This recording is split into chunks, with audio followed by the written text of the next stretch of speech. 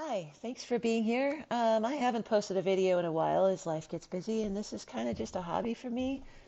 I have been working on a new one for the past month or so, which is a twister of a case, so it's a long one. But I had to put that on hold to work on this story as I discovered some things that are pretty important for public knowledge given the nature of the crime and the persons involved. I apologize ahead of time for the lack of production quality as I wanted to get this out as quickly as possible. I thank you for your patience and of course your viewership. Remember, it helps the channel a lot if you give it a like, and subscribing would make you an absolute saint. Thanks again. Here we go.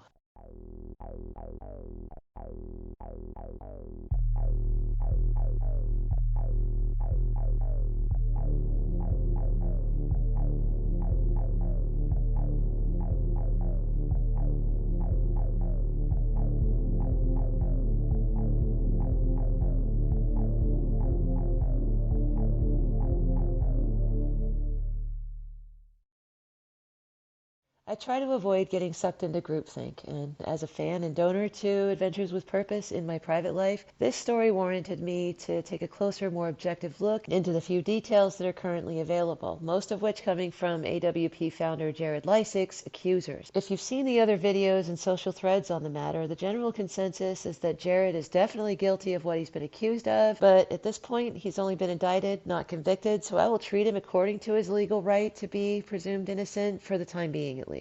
Despite there being very little information so far, there are some pretty big things to unpack for you guys in this video. This is not a victim blaming video in any way, shape, or form, but there are some glaring problems even this early in the case with the accusers. After I dug deeper into it, I came away pretty shocked and have some pretty big doubts about the true nature of the crimes Jared Leisek has been accused of.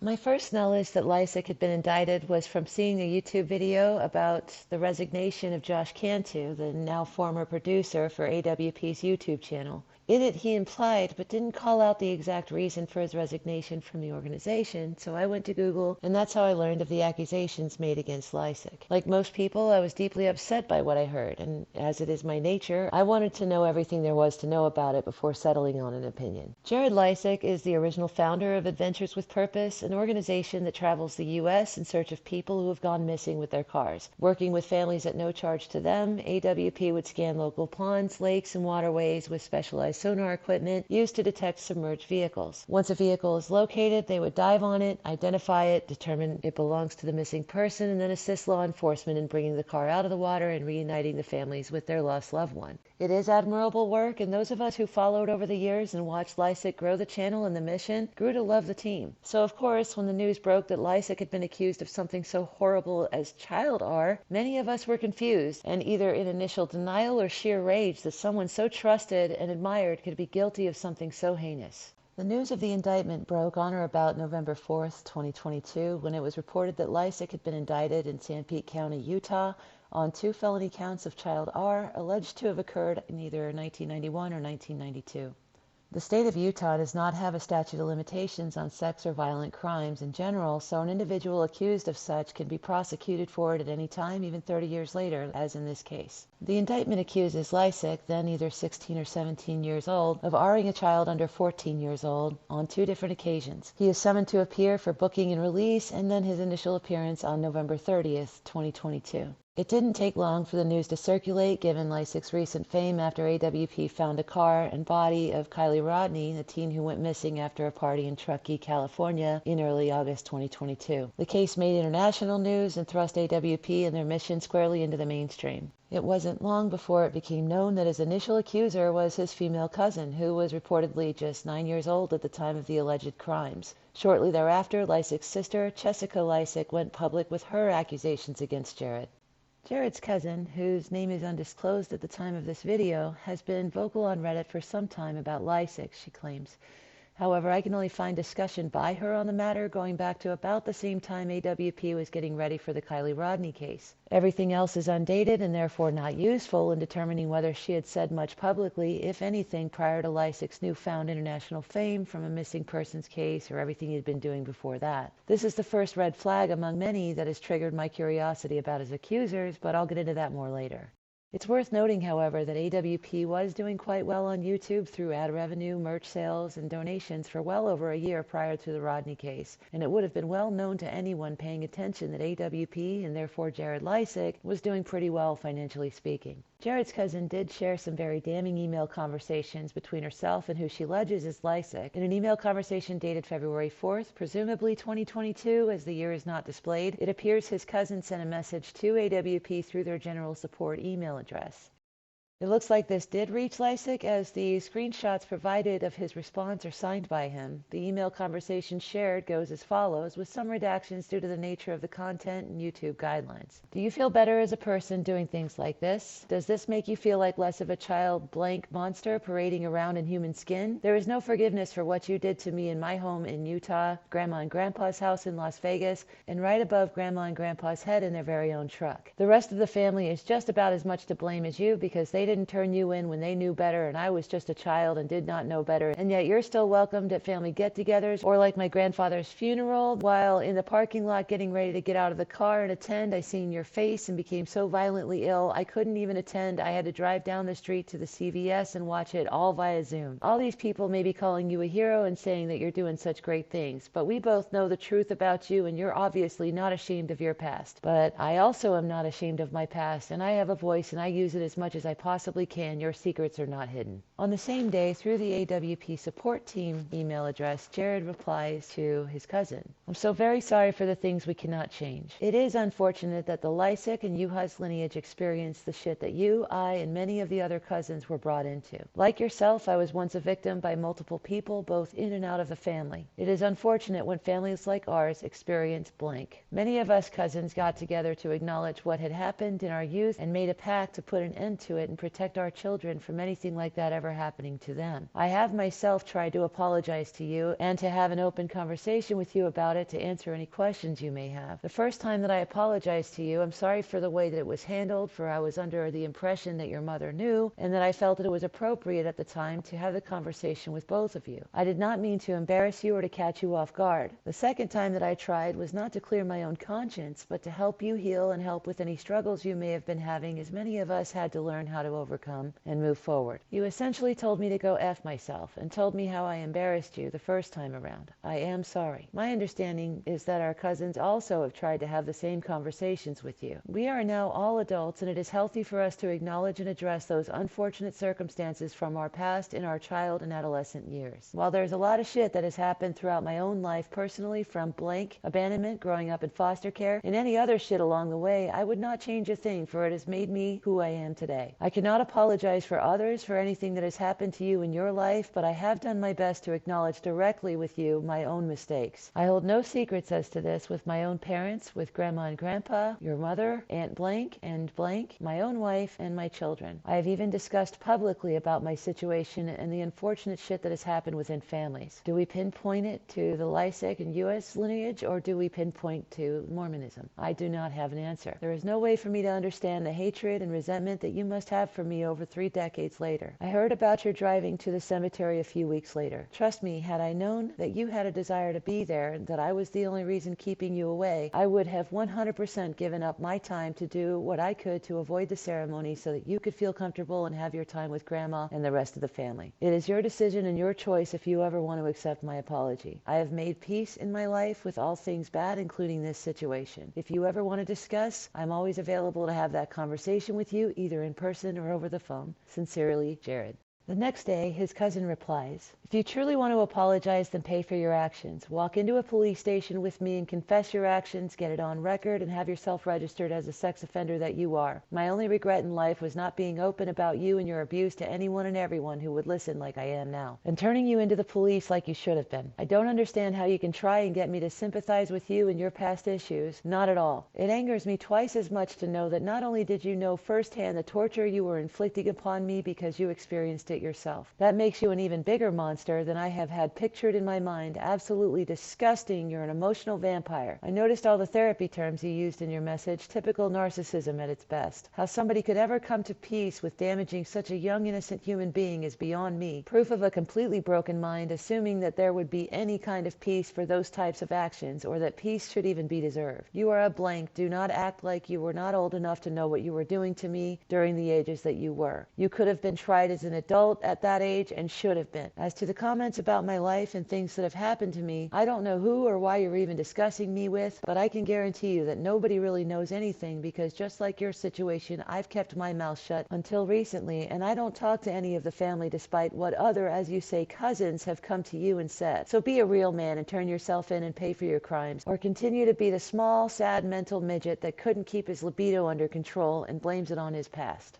Jared responds on the same day, unfortunately, your desire to have a 46-year-old male live the mistakes of a 12-year-old simply is not realistic. Thank God we are not forever judged for our actions as youth, and I am grateful that many of us cousins acknowledged and stopped those sins which happened to us and those sins we once committed as a result of grooming. It is healthy for you to now be open and talk about the past. You, as a full-grown woman in your early 40s, are to be commended for facing and standing up to those actions which happened to you in your past. Spread awareness and stop the cycle as we cousins within the family have for our own children and grandchildren. Protect your own children and grandchildren, as we have to help the world become a better place. We live in a society that acknowledges the mistakes made in the past, accepting those who have proven to change.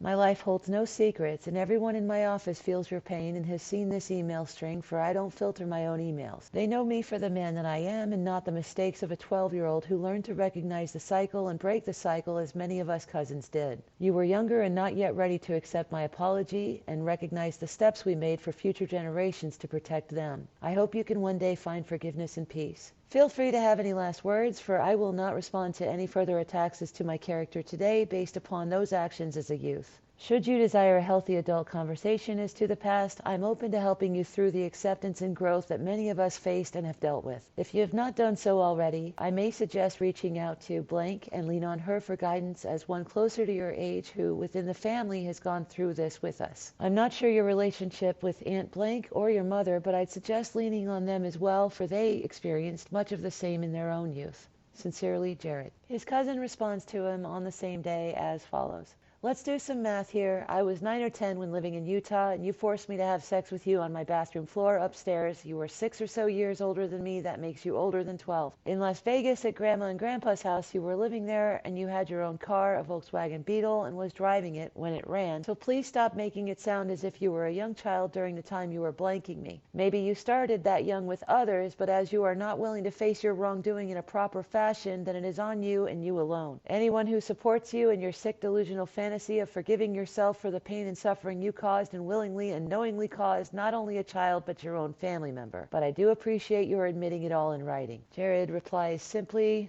"You're welcome. I hope it helps you in your healing process."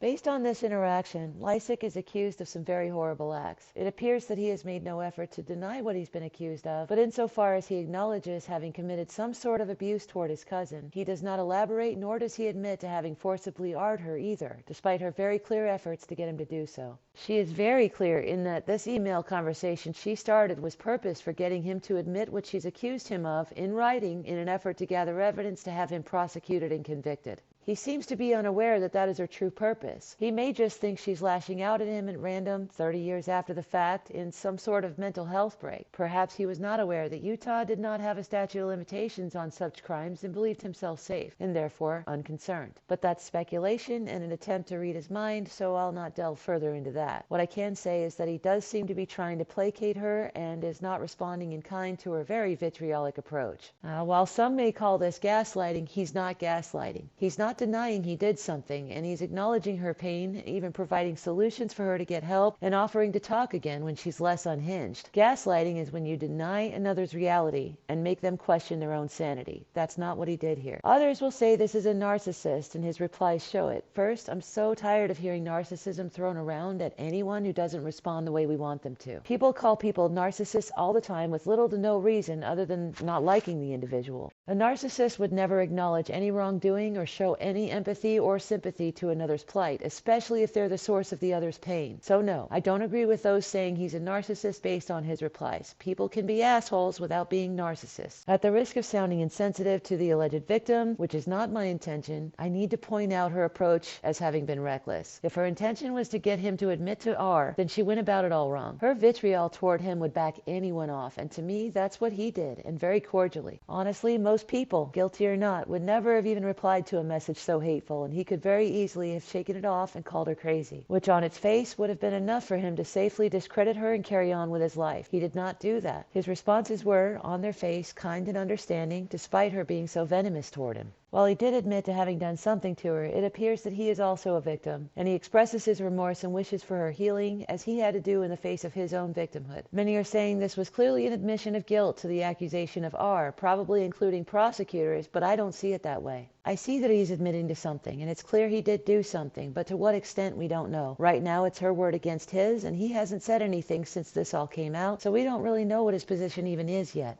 Addressing something else in the email conversation, Leisek refers to himself as being 12 years old at the time, but it's clear in the indictment and from his cousin's accusations that he was around 16 or 17 when these incidents allegedly occurred. Many point to that as his attempt to make himself younger at the time of the crimes to reduce his level of guilt, which may be true. However, there is also the issue of it having been 30 years since the alleged incidents, and memories do fade. It's possible this wasn't a deliberate attempt to skew facts, but perhaps he really didn't recall how old he was at the time. Statutes of limitations are enacted because of the fact that over time memories fade, witnesses disperse or disappear, and the ability to prosecute cases becomes more difficult as witnesses become more and more unreliable over time. In severe cases, there is no statute of limitations simply for the nature of the crimes and the victim's need for justice, no matter the passage of time. But that doesn't change the fact that it's an uphill battle trying to nail down any facts as memories fade, and often imagination is used to fill in the blanks. This can happen on the part of alleged perpetrators as well as victims. Leisek could very well have forgotten how old he was when the incidents occurred. To her, it feels like it happened yesterday. For him, it happened 30 years ago, and he doesn't remember things so well. I'm not saying that's what's going on here, but it's something to keep in mind.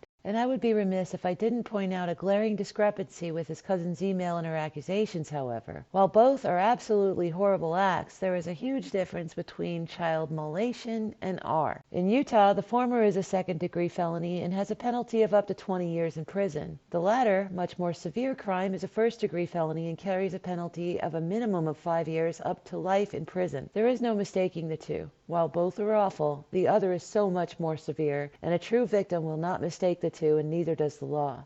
In order for one to be guilty of child sex abuse in Utah, they must be a person in a position of special trust, which a sibling is listed. However, that sibling must be an adult at the time of the offense. If she went to Utah with evidence of molestation, they could not do anything. No charges would be filed, and we wouldn't be here talking about this. So bump it to R, and for an offender under the age of 21, it's a minimum of 10 years to life per charge. Stick around, because I'm going to explain later why, if this is what it looks like, this cousin and Leisek's sister needed at least an indictment to get this into the mainstream media after Jared got good and rich and somewhat famous. And why am I mentioning this? A lot of people are using the emails as a confession of R from Leisek, but that's not true. His cousin only goes so far as to accuse him of molestation in her first emails and doesn't bring up R at all until her closing email, where she thanks him for admitting it in writing, and he just says you're welcome and wishes her healing again. I'm going to show a small part of his second email again. He said, and I quote, "Feel free to have any last words, for I will not respond to any further attacks as to my character today based on those actions as a youth." He straight up said he wouldn't respond to attacks anymore. And it was after this that she accused him of R for the first time. And he appears to have simply refused to respond to her attacks as he said he would. He didn't admit to R-ing her, not even implicitly. It can be interpreted that he admitted to molestation, though. What I'm seeing is a bit of a sleight of hand on her part, where she adds that at the end after claiming he admitted to it. She changed the facts and severity only at the very end, and he may not have caught it in order to deny it. Many of us didn't catch it at first either. This is problematic for her story and for prosecutors if they're using this email conversation as evidence or proof of R. What would be her motivation for taking her experience of child molestation and turning it into child R? We get an answer to that when we look at Jared's sister, Chessica Leisek, the second alleged victim of abuse, and one far more problematic than his cousin.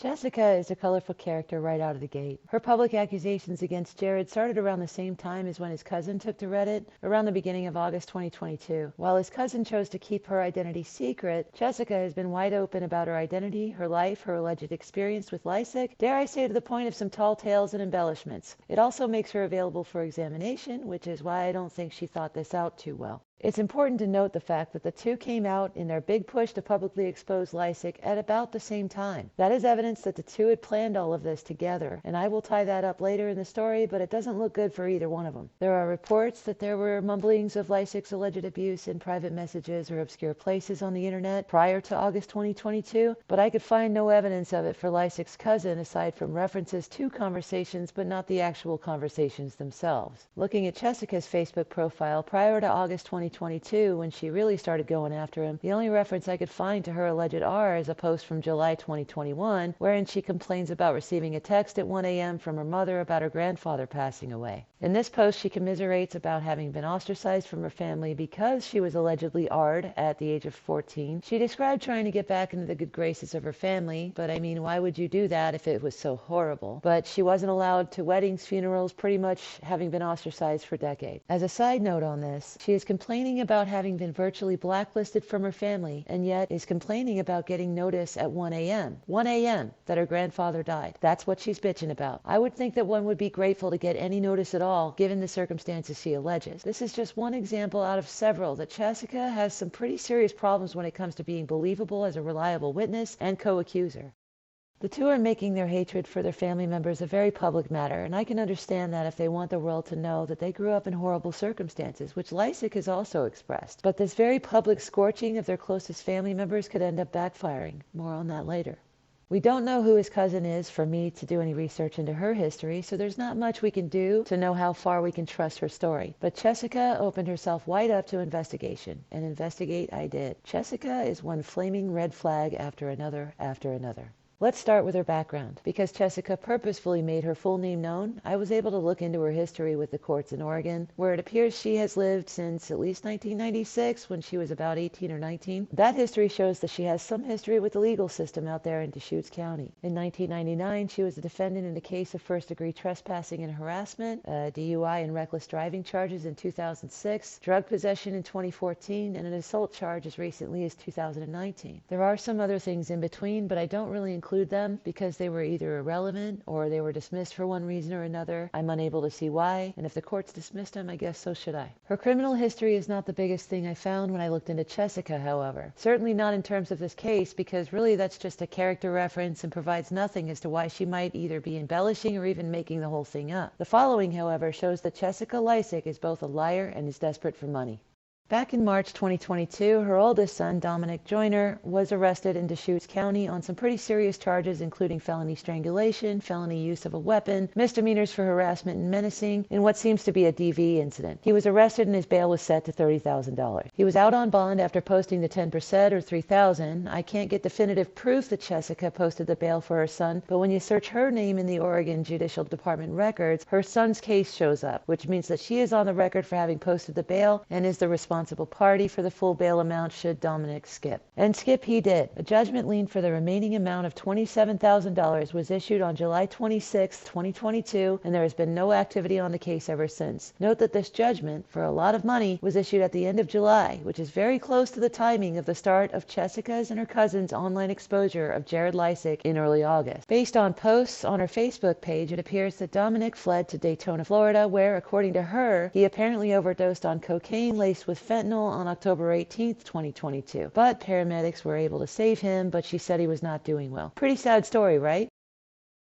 I'm not so easily swayed, so I decided to run an inmate check at Volusia County Jail in Daytona, Florida. Lo and behold, he didn't overdose on October 18th. He was arrested as a fugitive from justice on October 18th. At the time of this video, he is being held at the Volusia County Jail without bond, awaiting extradition back to Oregon. Chessica lied. Chessica made up the whole overdose story to garner sympathy, to make her son a victim of cocaine that some evil person laced with fentanyl. 3 days later, on October 21st, Chessica perpetuated the lie, reporting that Dom is doing better, as though he is still in the hospital when he is actually in jail, and that she was headed to Daytona to get his dog from the pound, asking for money to help in her travels, which, based on the comments to this post, she did receive. I don't think she would have gotten any money from the kind-hearted people on Facebook had she told the truth. So we can safely say that Chessica is very capable of making up stories to garner sympathy and get money, right? Stay with me, it gets worse. On November 6th, Chessica posted on her Facebook page, quote, "Karma is coming around tenfold. So glad I've been a good person because when karma catches up with me, I'm gonna have a sweet life." Seems innocent enough, a positive affirmation if you will, nothing to see here, right? Until 2 days later, on November 8th, 2022, we find out what she means by that sweet life she's expecting to get. Chessica sets up a GoFundMe page just as the news is hitting about Leisek's indictment for the absolutely insane amount of $1 million.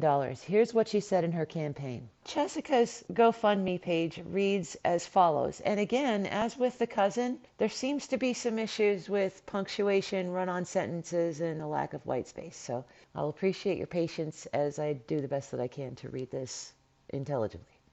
Hello, my name is Chessica Leisek. I'm trying to raise funds for the hero, my cousin, myself, our families, and anyone else that comes forward so we are able to get a good lawyer if needed due to the current case against my older brother, so we are able to hide if necessary for our own safety at this time, and so we can go fishing instead of working right now if that so pleases us. We are strong, but we are both emotional disasters on a roller coaster ride from HE double chopsticks right now. A lot of people have been asking us to start a GoFundMe account, and after several days of being emotional and feeling like I am not able to work at my best right now, I've decided to open up this GoFundMe account to see if we are able to get the help we need. Thank you to all the people that talked me into this. We don't like asking for handouts. However, I've been convinced over the last few days by numerous people that we do need money and a lot of it right now so we can feel empowered as we are up against a creep with a lot of funds. Thank you for your time and consideration in this matter. Thank you for letting us be an inspiration to others who are going through similar situations. Thank you for praying for us. Thank you for sending positive thoughts and healing energy. Thank you for all the emotional support we have received and will continue to receive. Thank you, thank you, thank you.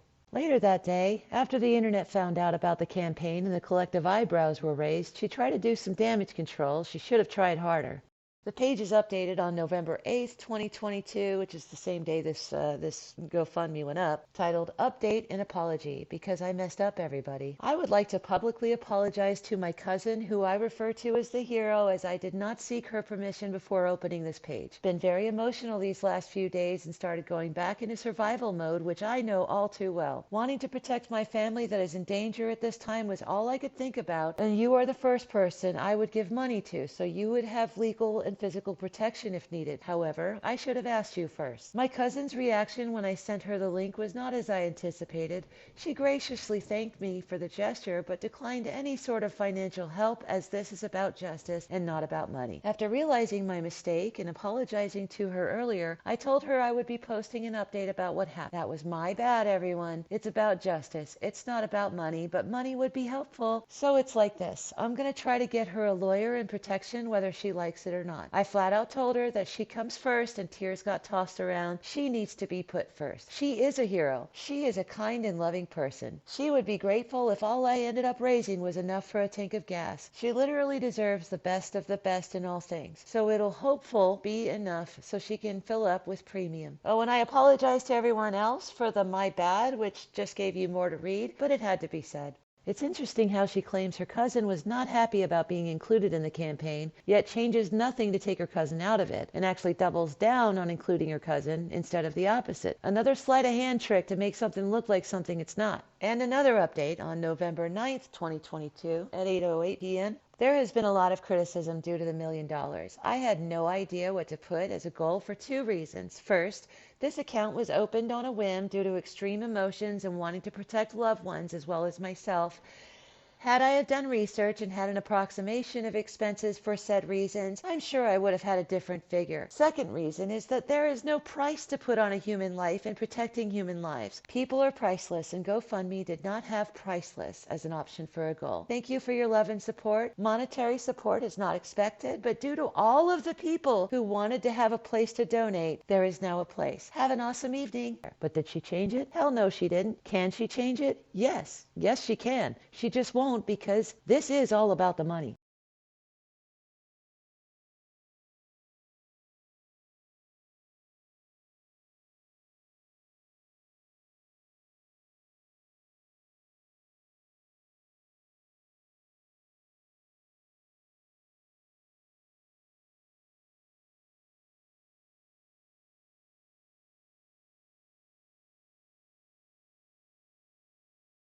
Also, she is way overstating that others talked her into the GoFundMe campaign, yet there is no evidence of anyone suggesting that. She says it over and over and over. She's never heard the term "thou dost protest" too much, apparently. She spins it like a ton of people are telling her to do it, but I've already shown you the proof that she had this plan days before she actually put the campaign online. Just more lies. Here's the thing. GoFundMe has rules. You cannot use money received from public donations for any purpose other than what is stated on the campaign. But why is this important in this case? Remember earlier when I was talking about how it was looking like both Chessica and the cousin had gotten together and planned this all out? They couldn't set up the GoFundMe page with any success without it being a big story. You make a big story by filing charges against Jared Leisek. No charges would have been filed against him for molestation, so it had to be stepped up to R. The cousin lives in Nevada, but could get the case opened in Utah where there is no statute of limitations, but that is going to take some time and effort. With administrative delays, it seems fair that if they started this back in August, it would take until November to have the charges filed and the green light for the GoFundMe. But the cousin had to be the one to get the charges filed and do all the footwork since she was the one closest to Utah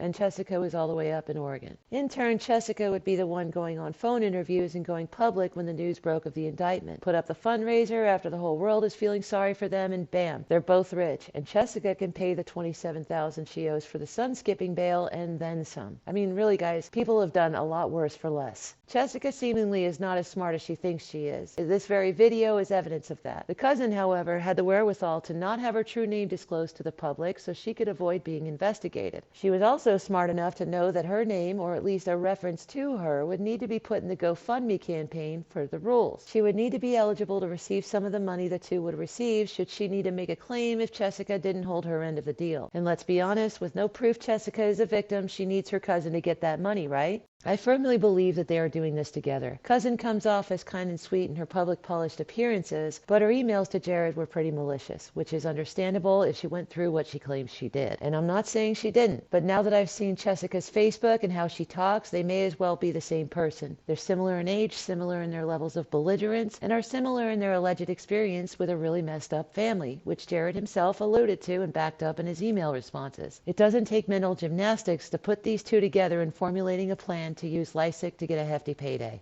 If that wasn't clear enough that money is the sole motive behind the whole thing, Chessica has posted the link to her GoFundMe campaign not once, not twice, but 3 times in the last 24 hours on her Facebook page as I write this script on the evening of November 9th, 2022. At this point, I don't feel the need to dig through all the rest of Chessica's statements and claims about Leisek and her experiences because she's a proven liar. I'll just graze through some of them. She claims on Facebook that someone sprayed something on her brakes in an alleged attempt on her life. No proof, no photos, just a claim. She claims there's a super creepy AWP video where Jared, in a weird prank scenario, takes his little sister in his RV to pretend he's going to have sex with her. I saw that video when it was originally uploaded and just watched it again before writing this part. It's perfectly innocent and it takes a serious stretch of imagination to pull what she pulled out of it. It's just a prank, nothing creepy to read into, and their sister is an adult. Talk about making something out of nothing. Also, I'll point out that his sister and him seem to be getting along great and are having a good time on the river. I think it's possible Chessica has more of an issue with the fact that they're having a good time and not that anything creepy might be going on. Chessica did complain about being blacklisted from the family, and maybe she just doesn't like seeing anyone having fun. She posts that she got a threatening message from Leisek's son, but no screenshots. She describes some experience with Leisek where she had to deliver something to his house and he accosted her. No video or pictures. She's posting messages like she's going to be offed at any moment. Everything in the last couple of days has been all about the GoFundMe, whether directly or indirectly, by making claims that her safety is at risk. Suddenly, just as she's asking us for $1 million due to the sabotage of her brakes, threatening messages, an encounter with Leisek on a delivery that makes absolutely no sense, and just generally how she's going to be offed soon. No proof of any of it, just trying to get us all to give her money. She's a proven liar, a proven scammer with no problems using victimhood, of which there is no proof she is one, to get money, not from Jared Leisek necessarily, but from us, the bleeding-hearted general public. Jared Leisek is scheduled to make his initial appearance on November 30th, 2022. It's here that he will plead guilty or not guilty. He has filed a request to appear via video call with his attorney, which is kind of reasonable. He's in Oregon. The case is all the way in southern Utah. There's also a discovery motion requesting all of the prosecutor's evidence to be turned over to his attorney as well. From this, it looks like he's planning to fight the charges. One major problem for Chessica and her cousin is that they have severely burned other family members as a whole with everything they've said in the course of this campaign. If Chessica is expected to be her cousin's only witness, her case against Leisek is doomed. Leisek did not confess to R-ing the cousin, no matter how we twist it, and unless other witnesses come out against him with some kind of proof in support of his cousin, this case is dead. Given the destructiveness in attacking virtually their whole family, his cousin is not likely to get any cooperating witnesses who were around at the time, meaning family members, to her side. Going after the family was a very, very bad idea. Those who may have been helpful before may not want anything to do with either one of them after this. They were blacklisted before, but now they may just cease to exist to everybody else. I 100% expect to see a few more twists in this case before it's concluded, and when that happens, I'll come back to it and release more videos as circumstances justify the effort. If I need to make corrections because new information comes out and I'm proven wrong in my assessments, then I'll do that. I'm not above being wrong. It's fine. But this is what it looks like right now, and it doesn't look good for Chessica and her cousin. That's it for now. Thanks for listening. I want to reiterate that I am not intending at all to victim blame. I would never blame anyone for their own R. If Jared Leisek did what he's accused of doing, then he is a disgusting example of a human being and should rot in prison. However, I smelled a rat when I saw and heard the communications coming from the alleged victims and decided to look into it further, and unfortunately, I found what I found and have brought that to you to decide how you feel about it all. If these women are making false accusations or exaggerating things to make money from us, it needs to be caught and exposed fast. True victims and our feelings for children who have been so grossly, horrifically abused should not be used and manipulated for profit. We've seen a lot of similar scams in recent years, and we must stay vigilant. Please be kind to each other in the comments. This is sure to raise some emotions and tension. There's no need to attack one another for having different views and opinions. I have been watching ex-AWP members and other associates coming out and saying how bad of a person Jared is, just basically everyone attacking him. I take all of that with a grain of salt. They are former business associates who broke from Jared and AWP for their own reasons, and each one of them has a YouTube channel and a name that can benefit from exploiting this circumstance. I'm not saying that's what they're doing. I'm just saying I don't take it seriously given the background. What is your ex-best friend going to say about you when asked? Will they say you're a nice person, glowing personality? Or will they say all the things that make you a jerk and a bad person? You see what I mean? I choose not to take that seriously. And this video isn't about whether Jared is a jerk or not. It isn't even really about him. It's about two women who came out and said a famous man with a lot of money R'd them, and from what I can tell, no one else is investigating them. Everyone seems to have jumped on the bandwagon, grabbed an instrument, and started playing along without thinking twice about it. I'm just not like that. I also know both Chessica and the cousin are quite vocal on the internet so far, and will not be surprised to see them in the comments, but they and everyone else should be aware that I will respond accordingly to any comments that violate YouTube's community guidelines. If you or someone you know is experiencing child abuse, there is immediate help available. Child Help is a national organization that helps children experiencing abuse of all kinds. Call their free 24-hour hotline at 1-800-4A-CHILD or 1-800-422-4453. Please like and subscribe if you like this video. It really helps the channel out, and it helps motivate me to bring you more content. Again, thanks so much for watching. Take care. Bye for now.